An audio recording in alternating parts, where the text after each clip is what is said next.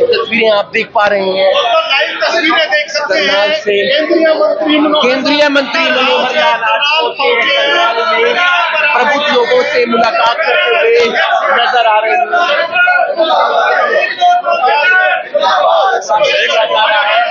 ये तस्वीरें आप देख पा रहे हैं।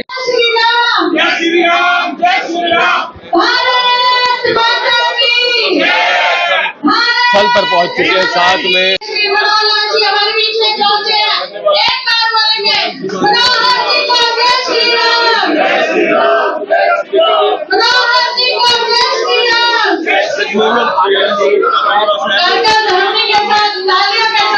उनका स्वागत करेंगे, अभिनंदन करेंगे।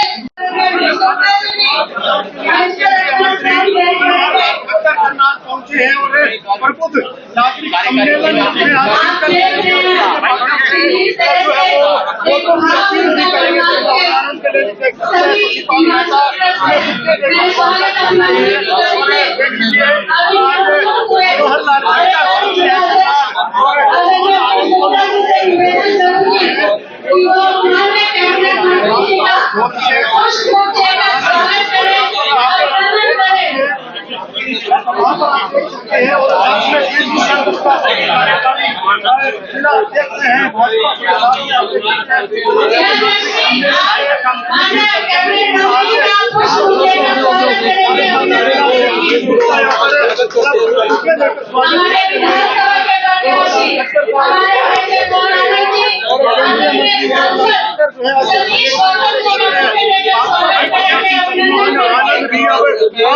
आशीर्वाद लिया और बुके देकर उनका स्वागत यहाँ पर कर रहे हैं।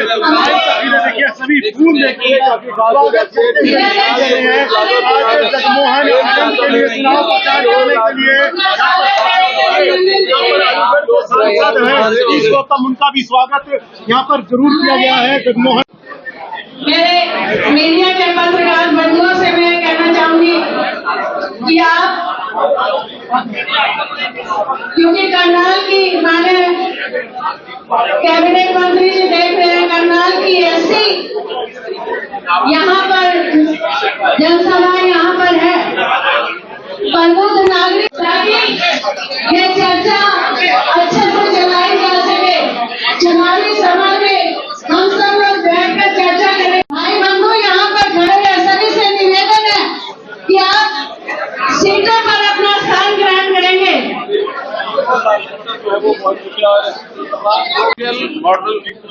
इंडस्ट्रियल मॉडल टाउनशिप ये IMT होती है।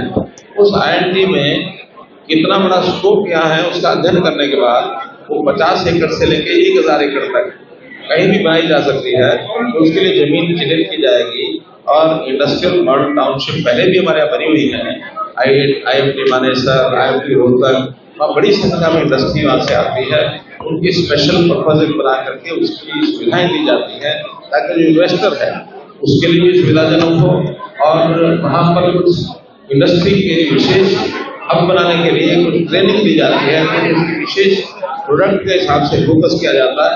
वैसे IMT और खासकर जैसे फार्मा, मैंने पार्क कहा है, तो फार्मा पार्क अब इसमें उसी IMT में रखेंगे, इसके आसपास रखेंगे। ये सारी योजना करनाल जिले में आए थे, करनाल जिले में बनेगा, करनाल जिले में संसदीय क्षेत्र में नहीं, करनाल जिले में। हाँ सर, आज राहुल गांधी करनाल आए थे, आराम से आए, और एक व्यक्ति हैं अमित, जिनका अमेरिका में हादसा हो गया था, उनके परिवार वालों से मिले। किस तरीके से देखते हैं, चुपके से आए, चुनावी समय चल रहा है, क्या देखिए अगर कोई इस प्रकार के काम करता तो हमको कोई टिप्पणी करने की जरूरत नहीं है, ना उसमें कोई अच्छी बात है ना भारी बात है। ऐसे सामाजिक कार्यों में सब लोग आते जाते रहते हैं, आने जाने की आपत्ति नहीं है।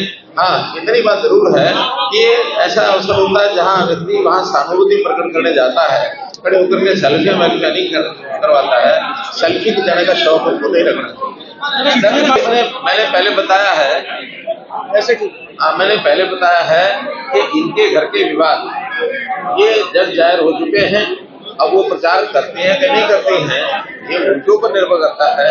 लेकिन अगर वो प्रचार नहीं करने जा रहे हैं तो उनके मन की तकलीफ को मैं समझ सकता हूँ, और वो तकलीफ केवल उनकी नहीं है, वो तकलीफ अनुसूचित जाति के पूरे समाज की वो तकलीफ है। और ये तकलीफ उनको जो उन्होंने दी है तो उसका सामान्य कांग्रेस को भुगतना पड़ेगा। अनिल विज जी ने भी 2014 में यहाँ चुनाव लड़ा था तो आप ही लोगों ने कहा था कि प्रदेश के 8 लोग हैं दावेदारी पैदा कर रहे हैं अपनी। मैंने उस समय कहा था कि 8-9 कम है। 90 के 90 विधानसभा क्षेत्रों में जो पार्टी के सिंबल पर चुनाव लड़ रहे हैं सभी को अपनी दावेदारी करनी चाहिए। हो सकता है उस दावेदारी से कुछ लाभ होता हो जाएगा। नाल को लाडवा के साथ सीधा जोड़ा जाएगा, ऐसे सीट सड़क जाती है। और ये जो नई रेलवे लाइन बन रही है ये भी लाडवा के बहुत नजदीक होके जाती है, इसलिए पाइपलाइन जो है करनाल के और लाडवा के सीधे रहेगी। शमशेर सिंह गोगी और नीरज शर्मा का बयान मैंने अपने भाषण में भी कहा है कि जिस प्रकार से वो इस हमारी इतनी बड़ी योजना को उसकी खिल्ली उड़ा रहे हैं, नौजवान उनकी खिल्ली उड़ाई देंगे कि जो ये कहते हैं कि हम तो अपने घर पहले भरेंगे, हम जो है नौकरियों के 50 वोट के बदले एक नौकरी देंगे। तो आखिर यही तो हमने उनका विरोध इस बात से किया और लाखों लोगों को हमने घर बैठे नौकरी दिलाई। तो ये बात हमारे युवा के मन पर असर करती है। तो जब से उन्होंने कहा है युवाओं में एक इस प्रकार की खलबली बच गई है कि हमारे लिए कुछ नहीं करेंगे, ये ले दे करके अपने अपने घर सब कुछ करेंगे। यही अंतर भाजपा का और कांग्रेस का है। कांग्रेस ने प्रत्यक्ष बता दिया, हम भी प्रत्यक्ष बता रहे हैं, लोग तुलना करेंगे। सर लगभग 10 साल तक चुनाव अभी तो सारी प्रबंध व्यवस्थाएं तैयार हुई हैं। 16 तारीख तक हमारी प्रोसेस था कि नामांकन, उसके बाद स्क्रूटनी, उसके बाद विड्रॉल। 16 के बाद अभी अभियान शुरू हुआ है। अभी प्रधानमंत्री जी का एक कार्यक्रम कुरुक्षेत्र में हो गया है, शायद 17 को था कब, तो प्रधानमंत्री जी का हो गया, एक हमारे HM साहब का हो गया, और अभी HM साहब के योगी जी के कार्यक्रम में योगी जी असंध आ रहे हैं 22 तारीख को। तो ये सारे अभियान हमारा प्रदेश कार्यालय उनको बना रहा है। तो प्रधानमंत्री जी की रैलियां हैं, संभवतः 3 रैलियां और होंगी। ऐसे HM साहब की भी रैलियां तय हो गई हैं, हमारे राष्ट्रीय अध्यक्ष जी के कार्यक्रम तय हो गए हैं, RM साहब हमारे रक्षा मंत्री जी के तय हो गए हैं, मुख्यमंत्री रैलियां कर ही रहे हैं। हमारे जैसे भी जो अपनी भूमिका है वो निभा रहे हैं। मुझे इस लोकसभा क्षेत्र में सब जगह जाना है और स्थानों पर भी बाकी लोग जाएंगे।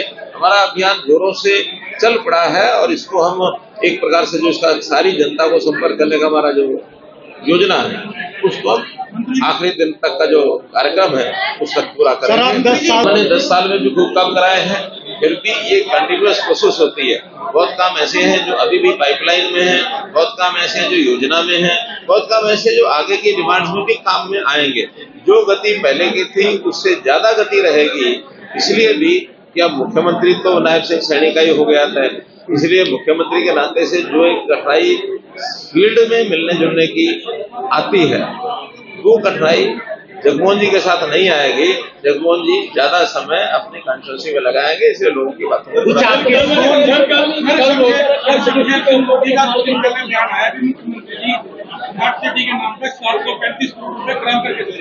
देखिए, उनको आरोप लगाने का पूरा अधिकार है, लेकिन अब ये करनाल की जनता बताएगी कि हमने क्या किया क्या नहीं किया और स्मार्ट सिटी के नाम से क्या क्या हमने बनाया है। अभी तो बहुत काम ऐसे बाकी पड़े हैं, वो सारे भी आचार संहिता के बाद उनको चालू करा के पूरा कराएंगे। ये 735 करोड़ नहीं है, ये 1000 करोड़ रुपया है। 500 करोड़ रुपया हरियाणा सरकार का, 500 करोड़ रुपया केंद्र सरकार का। हर एक स्मार्ट सिटी में 1000 करोड़ रुपए का टारगेट। आपकी कल रोहतक में सर्व ब्राह्मण सभा ने कहना कि भाजपा को समर्थन दिया, क्या हरियाणा में उसका लाभ भाजपा को मिलेगा सर? बहुत अच्छा, बहुत सी संस्थाएं ऐसी हमारे पास आकर के अपना समर्थन दे रही है। जैसे कल का इन्होंने बताया कि हरियाणा के सभी जिलों की कार्यकारिणियां वो हमारे पास आकर के रोहतक में और अपना समर्थन दे गई है कि ब्राह्मण समाज पूरा भारतीय जनता पार्टी का खड़ा रहेगा। और हमने यहाँ भी आपको बताया कि भगवान परशुराम जी के नाम से महाकुंभ किया था। उस महाकुंभ में उन्होंने प्रदेश भर की जितनी हमारे से डिमांड की थी, शायद 13 डिमांड थी, उसमें से 9 डिमांड तो पूरी हो गई हैं। 4 ऐसी हैं जो पाइपलाइन में आचार संहिता के समाप्त होते ही और वो चारों योजनाएं आपके कुछ पुराने साथी पूर्व पार्षद चले गए हैं स्मिता सिंह के साथ, किन्नी विर्क, युगवीर सैनी। लोकतंत्र में हम किसी को दबाव नहीं डालते हैं। अगर उनको कोई बात हमारी अच्छी नहीं लगी, उनकी अच्छी लगी है तो तुलना करेंगे अपने आप, लेकिन हमारी कोशिश रहेगी कि उन सबसे बात करके और उनको वापस हम अपने साथ जोड़ें। हरियाणा में भाजपा इधर कितनी सीटें लेकर पहुंच रही है? पूर्ण बहुमत से भारतीय जनता पार्टी तीसरी बार हरियाणा में सरकार बनाने जा रही है। और ये आकलन सब अपना अपना करते हैं। आप मीडिया के मित्रों ने जो आकलन किया हो जरा मुझे बता दो, मुझे लाभ हो जाएगा। और आपने 2 नाम लिए स्पीच में, कुमारी शैलजा और सुरजेवाला का, क्या वो भी भाजपा में शामिल हो रहे हैं? देखिए, ये कब क्या होता है, ये संभावनाओं का संसार है, तो संभावनाएं कभी भी टाली नहीं जा सकती हैं, इसलिए समय आने पर सब कुछ पता लगेगा। सर, कई बड़े कद्दावर नेता जो नाराज थे उनकी वापसी होगी है, कोई ऐसे भी हैं जो अभी भी नाराज चल रहे हैं, तो क्या उनको मनाने के लिए दोबारा कोई प्रयास किया जाएगा? देखिए, ये एक लोकतांत्रिक प्रक्रिया होती है। 20-22 दिन का चुनाव का एक कार्यक्रम चलता है और इस 20-22 दिन के अंदर बहुत लोग ऐसे हैं जो समझ जाते हैं, साथ आके लगते हैं, कुछ जो प्रत्याशी घोषित हो गए उनके साथ चलते हैं। आज भी मेरी 2 प्रत्याशी जो कहीं गए नहीं लेकिन नाराज होकर बैठे थे, आज ही मैंने पता किया तो वो पिछले कल वो अपने प्रत्याशियों के साथ चल पड़े। आपको थोड़ी ज्यादा करनी पड़ेगी, जिस तरह से एकदम से मतलब आपने भाजपा छोड़ के लोग भाग रहे हैं। कोई नहीं भाग रहा है, पार्षद तो मैक्सिमम नहीं, चले जिन लोगों के मनों में कुछ दिक्कतें थी उनका हमको पहले से भी पता था। मेरा कहने का है कि आपको मेहनत करनी पड़ेगी। अभी भी आज जो है मेरी मीटिंग है पार्षदों की, 14 पार्षद उसमें आ रहे हैं और जो 4-5 भी है उनमें से मेरी बातचीत चल रही है, बहुत जल्दी ठीक। इस बार कॉपी भी की है और जनता को धोखा भी दिया है, तो अगर कॉपी की धोखा दिया तो इसका मतलब धोखा तो उन्होंने भी दिया हुआ है। सर, सरदार बख्शी सिंह ने